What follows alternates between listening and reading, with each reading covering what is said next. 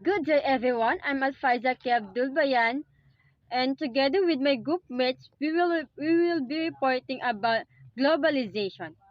So before we produce, let me introduce to you my group mates. So first of that is our leader, Al-Hashir Abdulaziz, and such as Rahima Abu, Baisanda Abu Sama, and me, I his member. So now, let's begin our discussion. Good morning, guys. I am Alashir Abdulaziz, and I will explain to you what is globalization. So, what is globalization? Globalization is the process by which ideas, knowledge, information, goods, and services spread around the world. So, ang globalisasyon ay ang proseso kung saan kumakalat ang mga ideya or idea at kaalaman, impormasyon, produkto at serbisyo sa buong mundo. Pandaigdigang sistema na naglalarawan sa pakikipag-ugnayan at mga pagbabagong nagbubuklod-buklod sa mga tao, such as economic growth, kumpanya, gobyerno at bansa sa buong mundo. So why is globalization is important? Globalization changes the way nations, businesses, and people interact. Specifically, it changes the nature of economic activity among nations, expanding trade, opening global supply chains, and providing access to natural resources and labor markets. So, mahalaga ang globalization dahil may papalawak nito ang ating kaalaman tungkol sa pagkakaisa ng mga bansa. So, binabago ng globalisasyon ang paraan ng pakikipag-ugnayan ng mga bansa, negosyo at tao. Sa partikular, na binabago nito ang likas na aktibidad ng ekonomiya sa mga bansa. So, pagpapalawak ng kalakalan, pagbubukas ng mga pandaigdigang supply chain at pagbibigay ng access sa mga likas na yaman at mga labor market. So there are three types of globalization: the economical globalization, political globalization, and cultural globalization. So una ang economical globalization.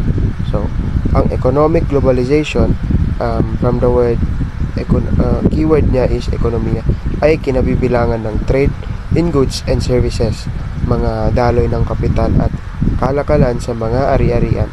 Halimbawa, pera or mga stock, paglipat ng teknolohiya at mga ideya at international na daloy ng paggawa o paglipat or migration.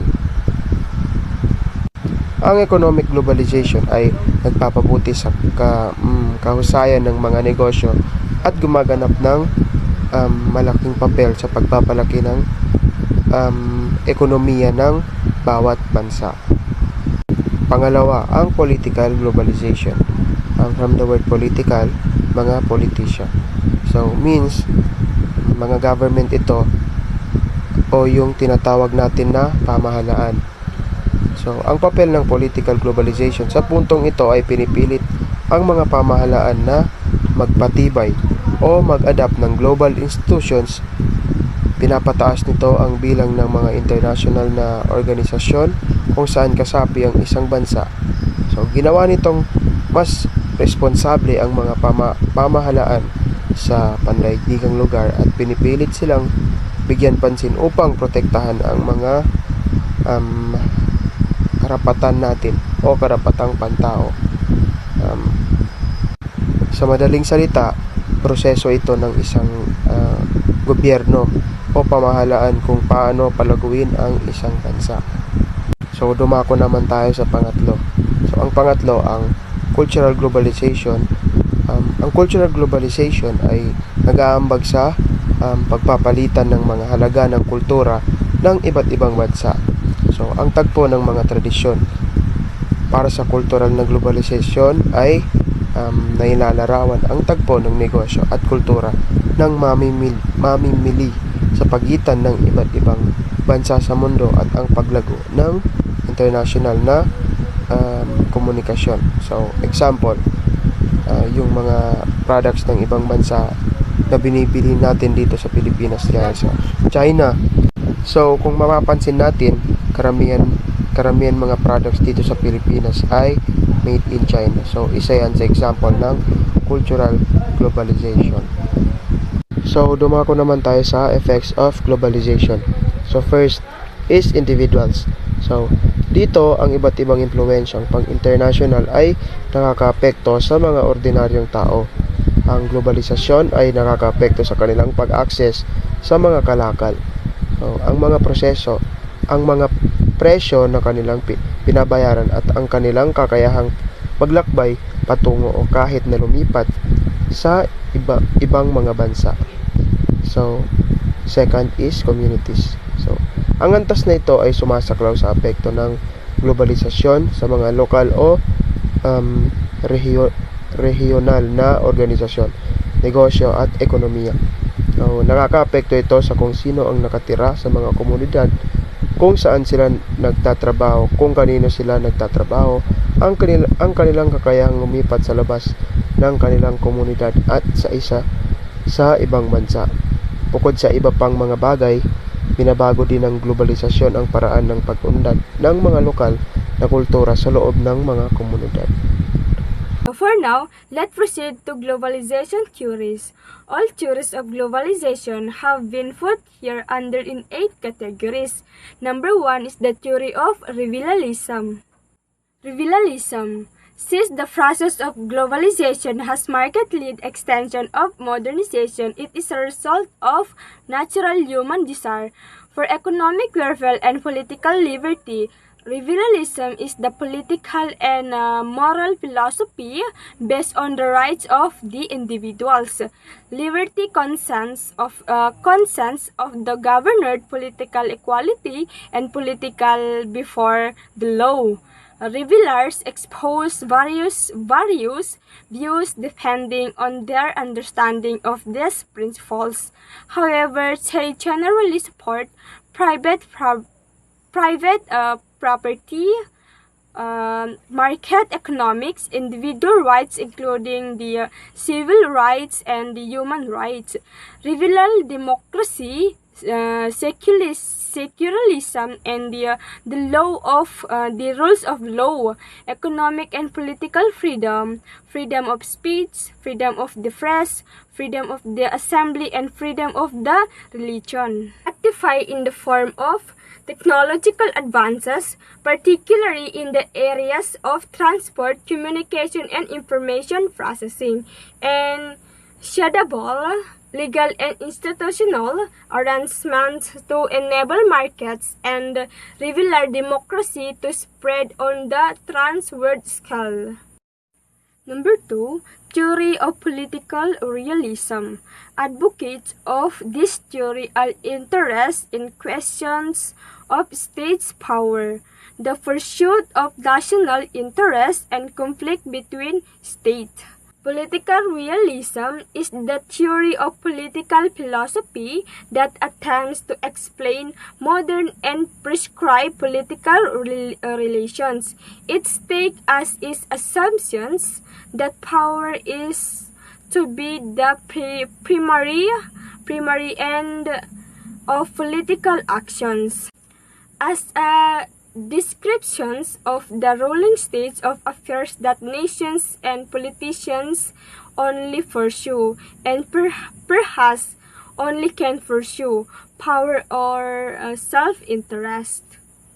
Theory of Marxism. Marxism is principally concerned with models and productions, social exploitations through unjust distributions, and the social emancipations through the transcendence of capitalism. Marxism is a social, political, and economic philosophy named after the 19th century German philosopher and economist Karl Marx.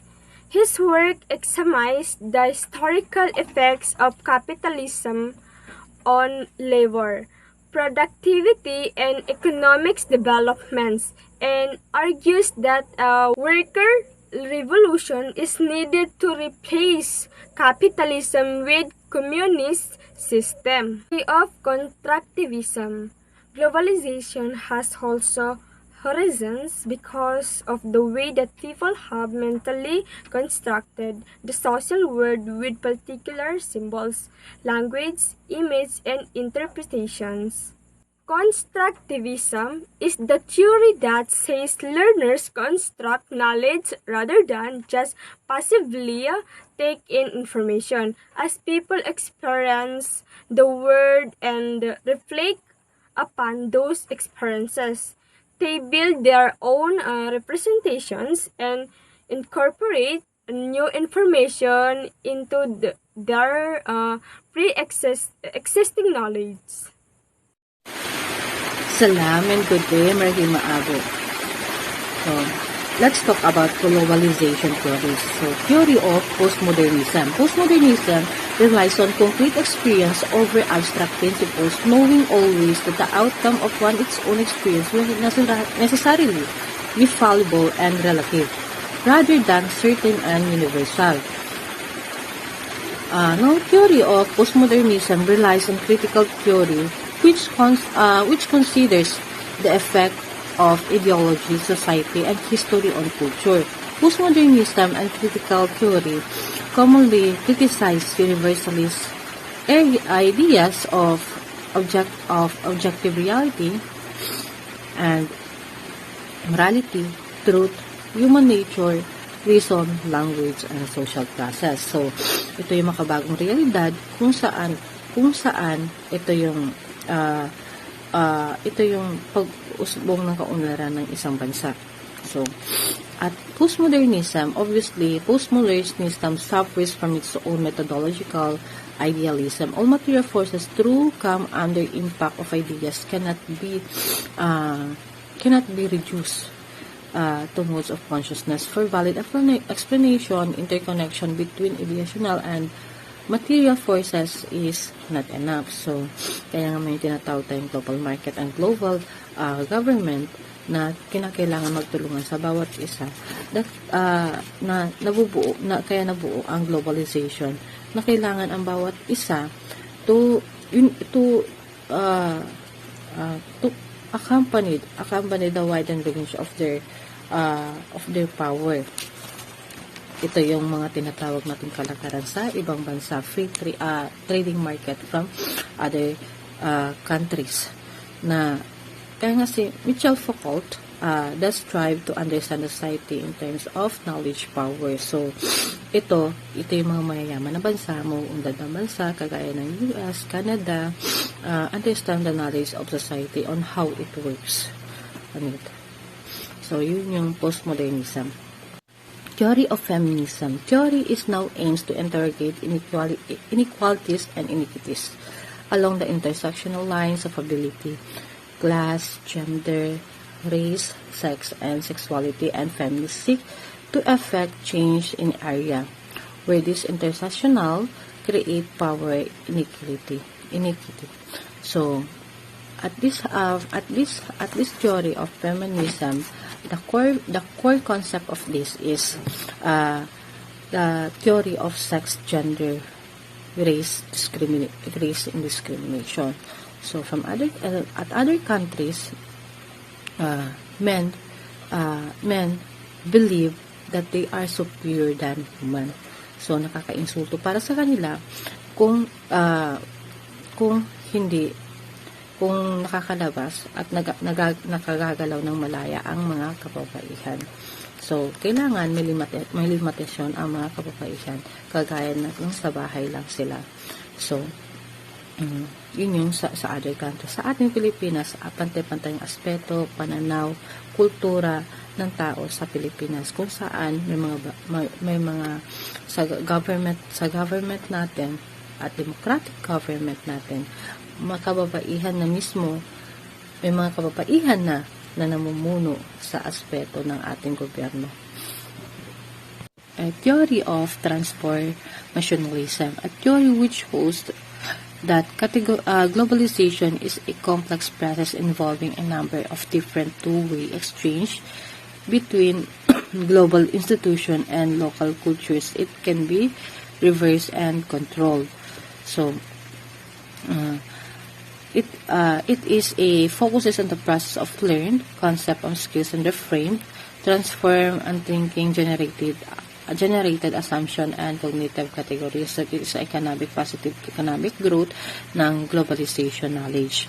So, transformationalists argue that the flow of culture is not one way from the West in the developing world. It is two-way exchange which Western culture is also influence change and enrich cultures in the developing world. So ito yung which is maunlad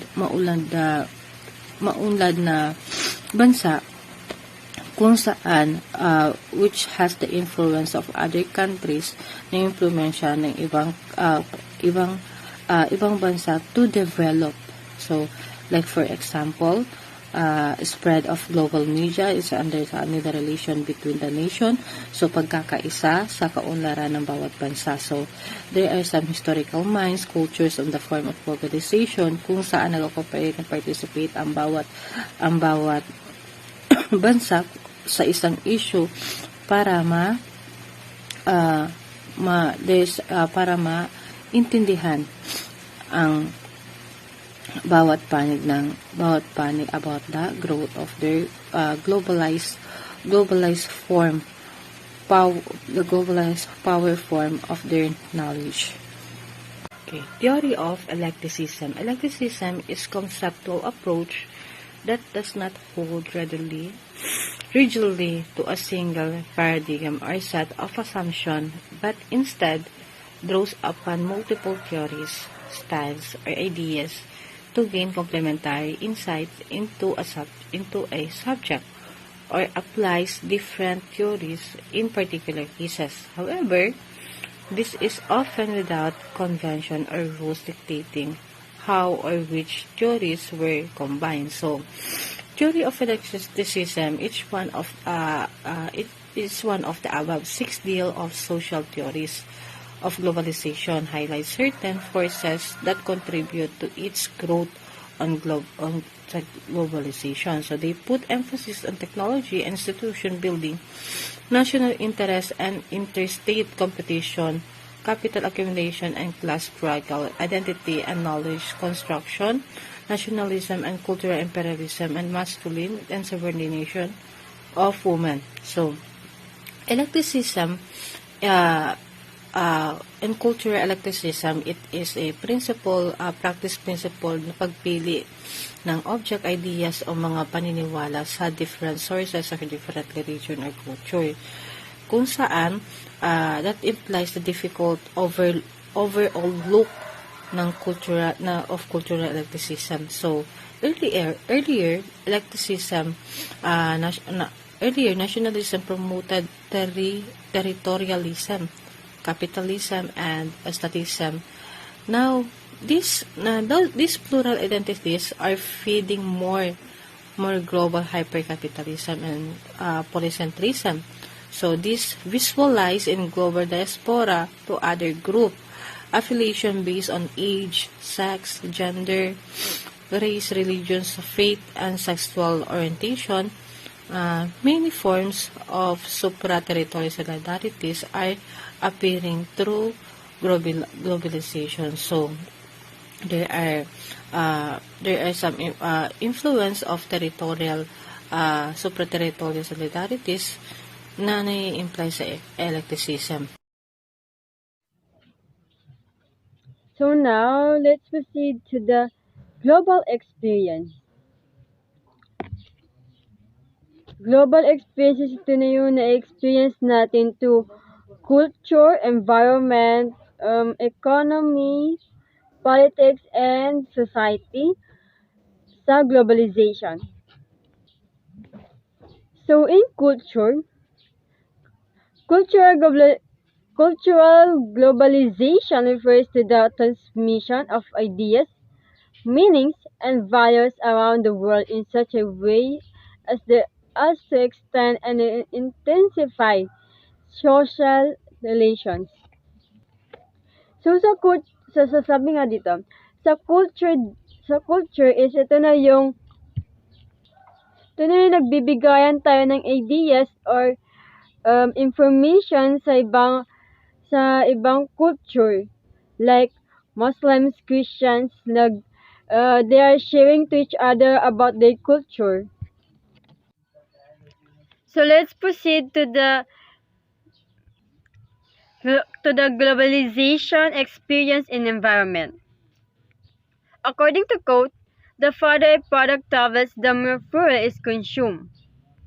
So what does it mean? It means the level of greenhouse gas emission is produced. These emissions contribute to pollution, climate change, and ocean acidification around the world, and have been shown to significant impact of diversity. So, kagaya nga ng na-experience natin ngayon, dahil sa mga manufacture is nagkakaroon ng pollution, air and water pollution, climate change, and especially sa ocean natin. Nalalason ng ang lahat ng mga nakatira sa dagat.